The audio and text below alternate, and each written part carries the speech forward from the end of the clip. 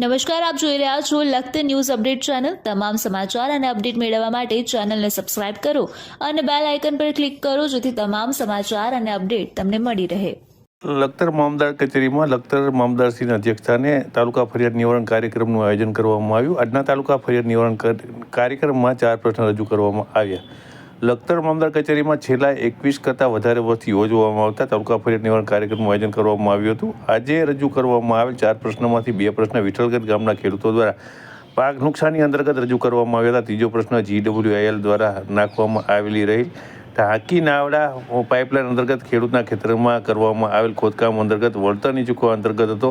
ત્યારે ચોથો પ્રશ્ન વરસાણી ગામના ખેડૂતો દ્વારા તેમના ગામની સીમા અવાડા સોલાર કંપની દ્વારા તેમના ખેતરમાં કોઈપણ પ્રકારની મંજૂરી કે તેમને જાણ કર્યા વગર તેમના ખેતરમાંથી લાઈન નાખવામાં આવી રહી પેરવી કરી રહી હોવાની એ અંગેનો પ્રશ્ન રજૂ કરવામાં આવ્યો હતો। ત્યારે લખતર મામલતદાર RR પટેલના જણાવ્યા મુજબ આ પ્રશ્ન અંતર્ગત કલેક્ટર કચેરીમાંથી માહિતી માંગતા આ પ્રશ્ન અંતર્ગત અવાડા કંપનીના સંચાલકોને સુરનગર કલેક્ટર કચેરીમાં બોલાવવામાં આવ્યો હતી। હાલ આ પ્રશ્ન પેન્ડિંગ રાખવામાં આવ્યો છે।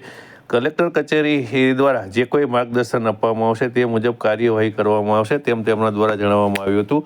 આ રીતે લખતર મામલતદારની કચેરીની અંદર જે પ્રશ્નો રજૂ કરવામાં આવ્યા હતા તેમનો હકારાત્મક નિકાલ લાવવાનો પ્રયત્ન હાથ ધરવામાં આવ્યો હતો।